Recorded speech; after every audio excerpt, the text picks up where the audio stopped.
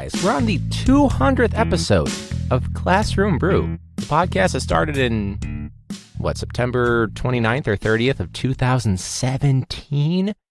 What? What's even crazier is by the time this episode comes out, I will now be 28. Damn, that sucks.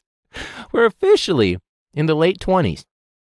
I could probably have argued for another 6 months, or the last 6 months of my 27th year, that I was still in my mid-20s, but that's officially out the window. So I knew my expiration date was here because some of the lingo that the kids are using, like, again, they're like half my age at this point.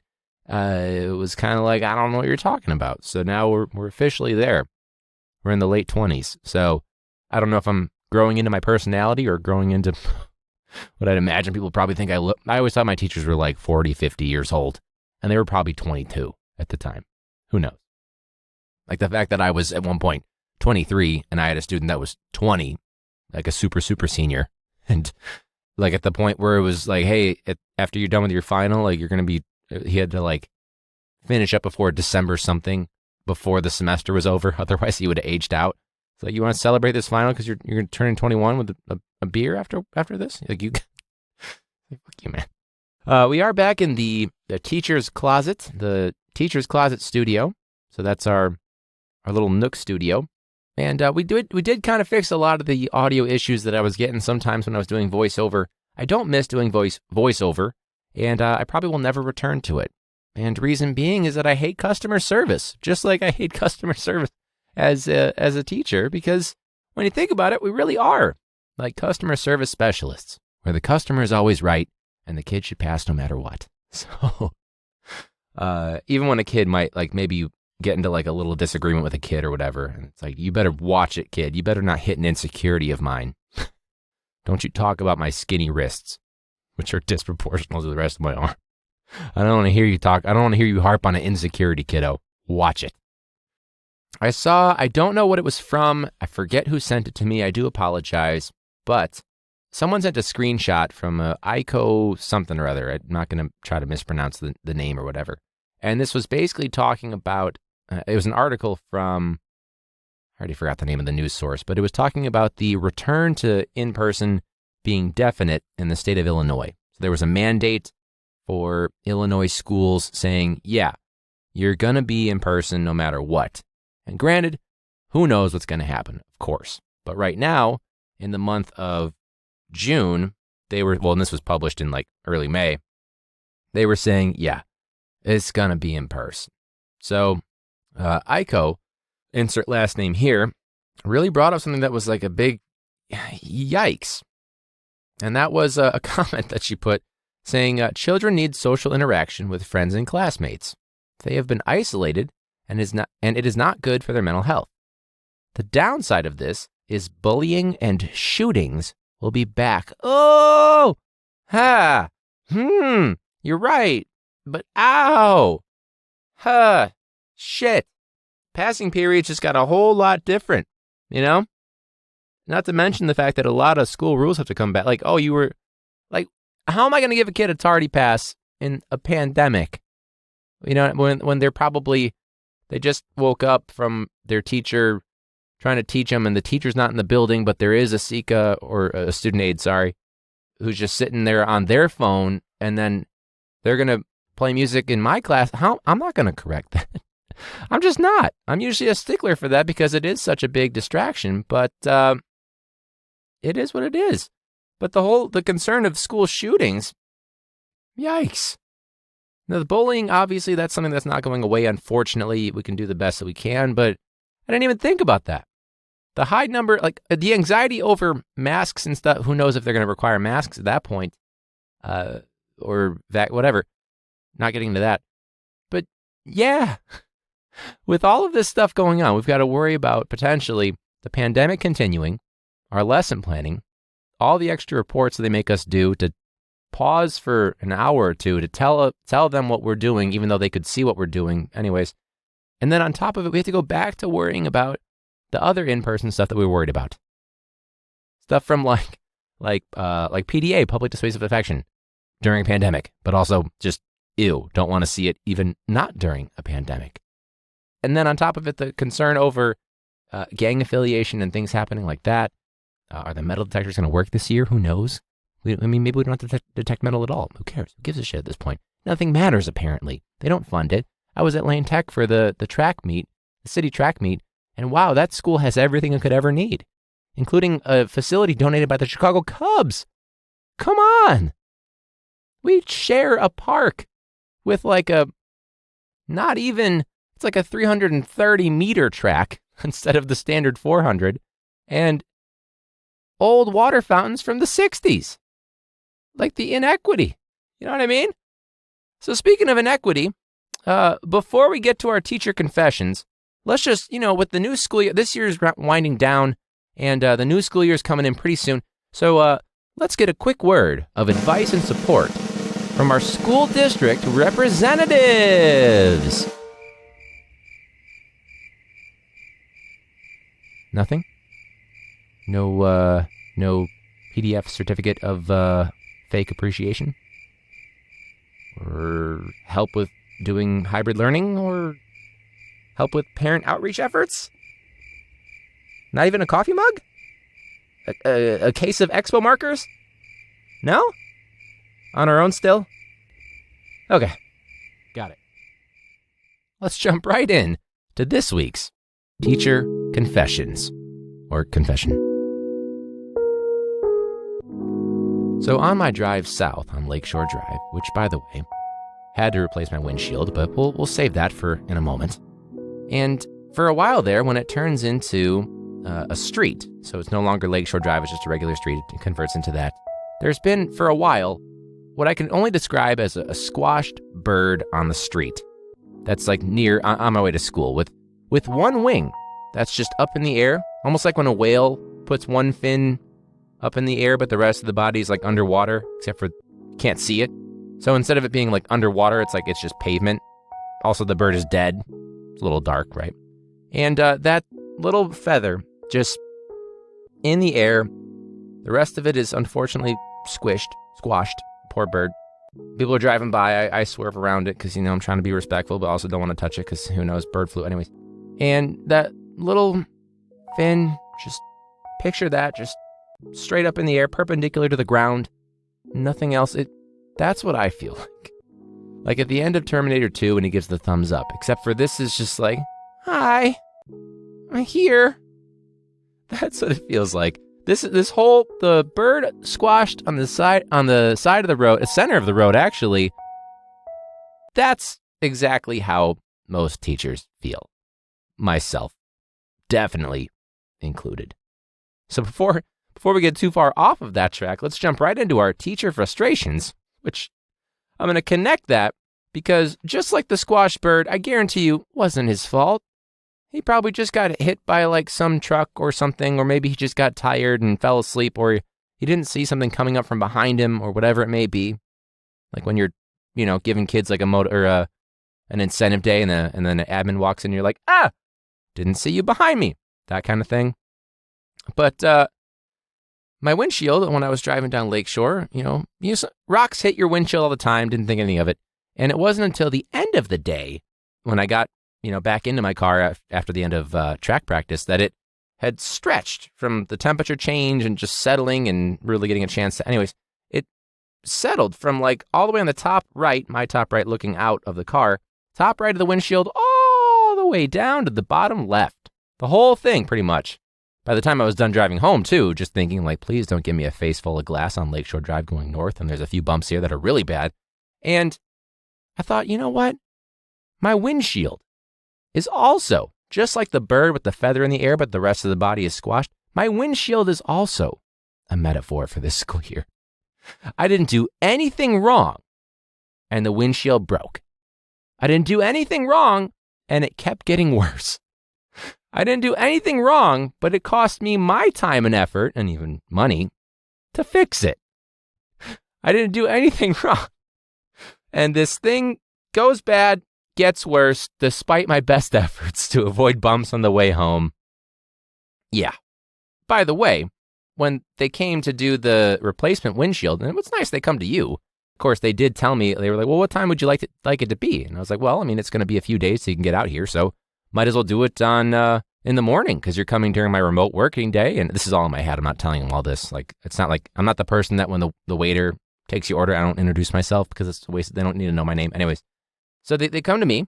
I ask for a morning time, and they're like, all right, cool. We'll be there by 3 p.m. to 5 p.m. Oh, all right, fine. I'll still be home. That's a little annoying. I requested a morning, but maybe it's because, a little bit last minute by your standards, even though it was, a few days in advance. No worries. And they didn't get to me until like 5:45. So outside of the window, at this point, just say we'll be there between 3 and 3. You heard me right, 3 a.m. and 3 p.m. Be ready for a span of 12 hours. Wait on us hand and foot. Deal with it, But anyways, the guy comes, really nice guy. But at a certain point, he goes, you're really getting an upgrade with this windshield. And don't do that. Okay, man? It is what it is. I already paid. Don't try to upsell me on the windshield that I didn't want to have to pay for, but now I have to. This already stings too much. I didn't want to face a glass on the highway or on Lakeshore Drive. Like, don't. Like, nice guy, though, of course, but just don't. Let's jump into our comment hero of this week. Welcome to the comment hero of the week. When someone's being an ass in the comment section, but they have no idea what the fuck they're talking about. What's going on is you failed fucking social studies. Or when you see someone call that person out, they are our comment hero of the week. Yeah! Even though some heroes do call out those idiots, remember, don't call out a comment hero in the comment section. You can't fix them, and you can't fix stupid. Oh, wow. So, oh man, our comment hero for this week, it's a doozy. This is an article from WBEZ. The article is, on Facebook, there's a headline and then a caption and then the actual article itself and then the comment section. So, great. Glad I took the time. It's like, thanks, Ryan. Thanks for explaining the layout of Facebook to me. Thanks, Zuckerberg. Chicago Public Schools underwent a tech transformation over the past year, adding roughly 170,000 laptops and iPads as students learned remotely during the pandemic. Now, elated teachers and staff wonder if the progress can be sustained. I can tell you right now, I was not elated. Do you know why? Because a lot of schools that have the proper funding already had all that technology. We were just catching up. I sound really grisly when I say it like that. That's it. The article from WBEZ was, "The pandemic propelled CPS from the tech dark ages into the modern computing age." Yes, absolutely. Holy shit. You're telling me that we finally get in the year, 2019, when I finally got a Chromebook cart for my room, but I student taught 2 or 3 years prior to that in a school where it was one-to-one technology where every kid had an iPad and a Chromebook. And by the way, they were better than the ones that I got for my little cart of 26 Chromebooks, which is, by the way, empty now because that's what they used to first supply the kids with the Chromebook. And that's fine, but they're never going to replace it, and they're never going to fund a Southside school with enough technology for it to be one-to-one for each kid, which I think most of the funding should go to the replacement chargers that the kids claim to have lost. Now, our comment hero for this one, is Eddie Martinez, who writes, "How many of those 170,000 laptop/iPads were sold for cash on the black market again?" Sorry, on the black market again. On the black market again? Doesn't matter. And Eddie, I gotta say, Eddie, when you say something like that about my, maybe 50%, I don't know. You make a good point, Eddie. I might, what am I going to say at this point? They probably did sell a bunch of them. This takes me back to a time when I went on a field trip with my kids in my Embark class, and the company gave them all, this is around Christmas time, and they gave all of them Google Home Minis, which was very sweet of them. They didn't have to do that. The experience was enough already, and this tech company gifts them this awesome thing, which I think at the time they were worth like $75 to $100. I don't know what it was worth. Even if it was $50, even if it was $10, who cares? And a lot of the kids traded them for candy, like one bag of Skittles, which best case scenario, let's just say it's the family pack. That's like what, $5 or $6, maybe $7 with tax. Who knows?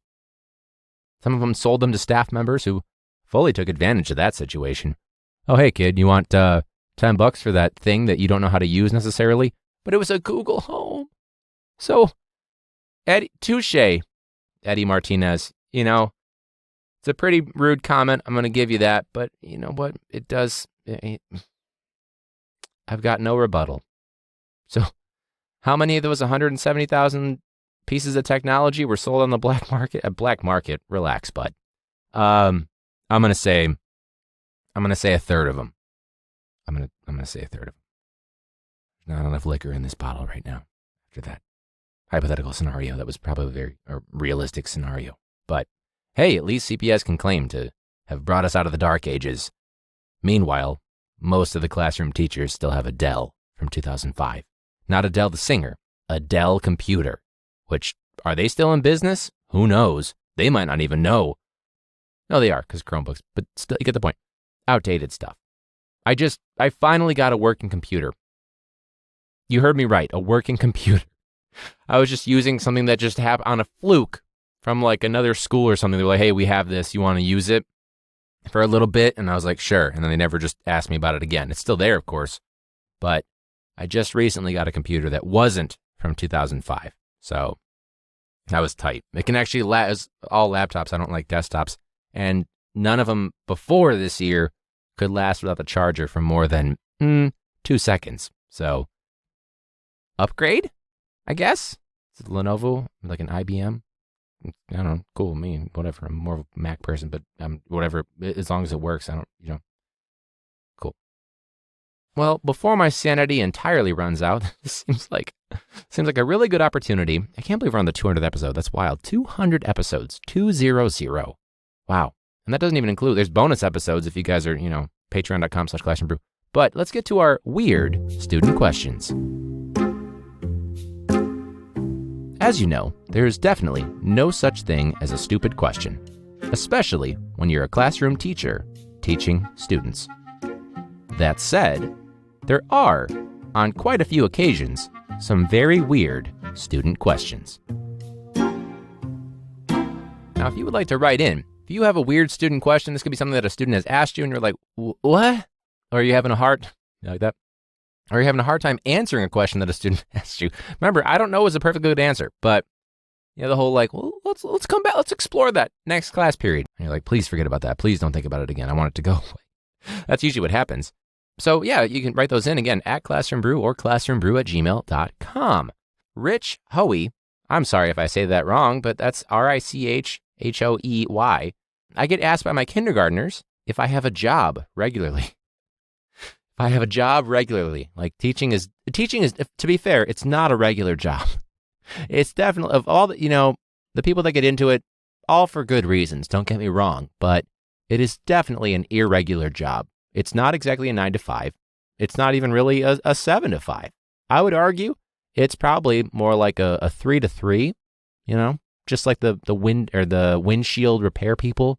That's about what you could expect, is a 3 a.m. to 3 p.m., a 3 to 3 12-hour day, conservatively. And that's assuming that you don't also teach online and more kids have access to email and things like that. So you could get an email at 3 a.m. saying, hey, did you grade that thing that I turned in at 2 a.m.? And you're like, you know what? No. Because as we said last week, we don't just sit there and we get a little bing and we go, oh, yes, something to grade. Oh my God. So I guess I'd be curious. How did you answer that? I get asked asking if you have a job regularly, and they're assuming that teaching kindergarten is not the job, or if that's an irregular job. Now, I guess there's 2 ways you could take that. If you have a job, not realizing that you're at a job right now, or if you have an additional job regularly. It's a hard word to say when you've had at least a few. It is what it is. At Theater, Theider, was asked by a student or students, can I make your head my profile pic? Which, by the way, there is a math teacher at our school who a student made like a modified version, not disrespectful, but no, it was just a regular. Never mind. Thinking of something else that I saw online. But they made the math teacher on the sophomore level, their avatar on their email account for the district. So imagine my confusion when I was like, fake name, Joe, why do you have Mr. V's picture? And you know what? I respect the hustle. I really do. Personally, my answer, no. But I don't believe Mr. V was asked about this. But it made me laugh in the moment. Also probably a little bit just like, at this point, who cares? You know? At Fabisco, Fabiisco, writes, again, these are questions from students. Did you ever try shrooms in college?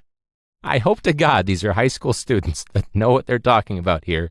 I would imagine, and I always say, in terms of drinking and things like that, like, we have to be prudes as teachers, but that's probably one that you want to say no matter what. You probably say no. You know what I mean? But I'd be curious. So at Fabisco, saying it wrong for sure. I would love to know what your response was. So you can DM me at Classroom Brew or email me classroombrew@gmail.com. That's for sure something where you're like, like when you get asked something that it's like a very straightforward question. This one, not so much. But you're like, I had to be in my teacher lens or whatever. Like I had a kid not too long ago, the topic of a woman's right to choose, reproductive rights, just in a little brainstorm thing. And it's so hard to not say anything when a kid says something that's very ignorant and you're just like, okay, that's your response. I'm going to move on. I'm also going to move on in this episode for my own sanity and listenership. Now, for our last student question, we have Melynda emailed in, but she sent us an audio recording for her student question for this week. So let's get that playing. Hey y'all, this is Melynda, and this is my strange student question from the past couple weeks. So we're getting close to the end of the year, so we're doing diagnostic testing, and I teach 4th grade, so it's like usual, like something that they know how to do. And so I tell all the kids, get on your computer and get on the diagnostic. You have unlimited time, just do the best you can. We're not doing anything today, just take the diagnostic. One of the first questions it asks is, are you testing in the school building today? And the only answers are yes and no. And it asks this because now we have some people at home doing school at home, whereas I've been in person all year. One of the kids closest to me turns his screen to me and says, am I taking the test in a school building? I literally just stare at this kid. I just stare at him and go, I need you to figure that out. After a minute, he's like, but we're in a portable. And like, he was trying to be funny. But because of this testing, like, I wasn't in the mood to joke. And I was like, yes, you are taking this test in the school building. He's like, but we're in a portable. Sweetheart, just click yes. And that is my strange student question of the week. Happy end of school, y'all. Happy end of school, indeed. We're almost there. We're staying strong as best we can. You got to give him a little credit there. I guess he's worried about the technicality because I feel like that usually happens. But yeah, there's definitely a time and a place. There's definitely a time and a place for certain things like that. I talk with my student athletes all the time with like times to joke and times not to joke. And that's certainly, I'm with you. That's certainly not necessarily one of them. It's like when you get a smart ass response from a kid. Not that this is a smart ass response, but when you get a smart ass response and you're just like, I respect the hustle, but not right now. That's a lot what it sounds like. So those are those moments that you can kind of pause from a teacher. I don't want to say the name because I don't know if she's going to be comfortable with it, but she was talking about how with the pandemic, her filter for like teacherly-ness or whatever is gone. So like when a teacher called a student something, like another teacher just said something like a nickname or whatever, and the student told her about it, and it was like, oh my God, she had no filter and just like laughed about it. And that's fine. Be a human. I'm with it. But I do get the inclination of there's a place and a time. I feel like I have to say that a lot to my student athletes that have me as a coach, because I will definitely be in a more joking mood or a little bit harsher mood with them sometimes because coaching is a little bit different. Unfortunately, a lot of our kids only respond to harsh coaching, like authoritarian at times coaching. But they know there is a time and place, and that is why people didn't realize that my name that I use when I coach And my name I use as a teacher, they're two different names. My teacher name and my coach name just is what it is. A nickname for the coach name, real name for the teacher name. And some freshmen didn't realize that those two people were just one, being that person is me. I didn't tell them. I wanted them to figure it out, and I will continue to do that for the rest of my life if they don't realize, especially if they're freshmen. Earn your keep. So thank you to Melynda for writing or for recording in for that one. If you guys have your own student question, again, you can email me classroombrew@gmail.com or at classroombrew. And if you send an audio thing, we can even play it on the show, just like we did for Melynda. Patreon.com/classroombrew for the podcast merch and the bonus content. Again, we're in the teacher's closet Nook studio right now, and this is a teacher podcast, and it's all about having a couple of drinks and just unwinding a little bit. So if you have a teacher friend that you think would want to interact with the show, be on the show, or just give it a listen, make sure you spread the word, share the love with them. Let them know about Classroom Brew, because word of mouth is the most important thing. You can give us a rating and review on iTunes or Apple Podcasts or whatever it's called, or Spotify. We are available anywhere to get your podcasts, including we do have a YouTube channel, but it's mostly just going to be audio for the most part. But those video episodes, bonus episodes, podcast merch, all that stuff is available on Patreon. But thank you guys so much. I appreciate it. I can't believe we're on the 200th episode. We're coming up on 4 years of the podcast pretty soon. It's not lost on me. I know I say it before, but it truly, it's amazing. I appreciate the support, the fact that you're going to listen to me for 30 to 45 plus minutes if I don't have a guest, and then if I do have a guest, it's a little bit longer. Very humbling. It's amazing. So hope this has helped you if you're a teacher, or given you some insight if you're not a teacher, or just entertained you a little bit, even if you got a little chuckle, something like that. So again, if you'd like to be on at Classroom Brew or classroombrew@gmail.com, appreciate you guys so much. Thank you so much for supporting. And until next week, class dismissed.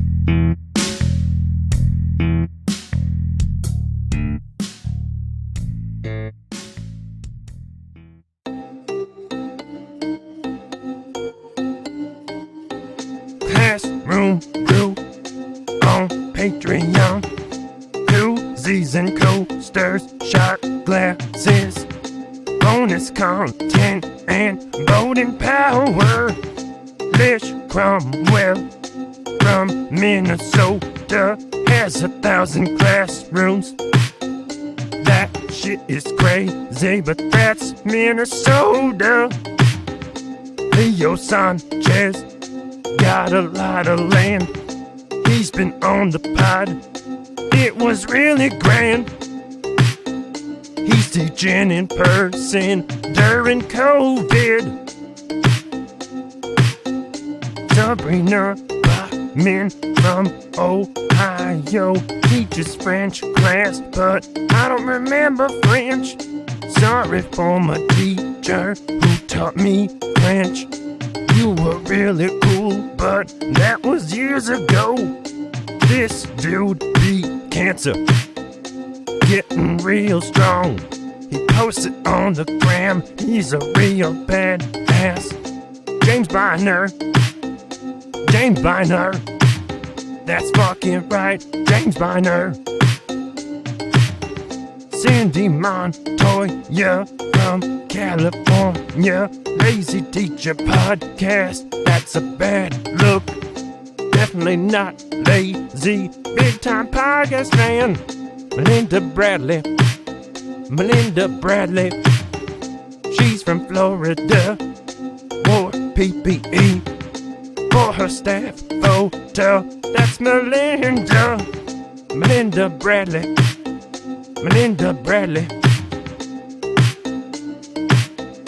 Classroom Brew. Check it out on Patreon.com.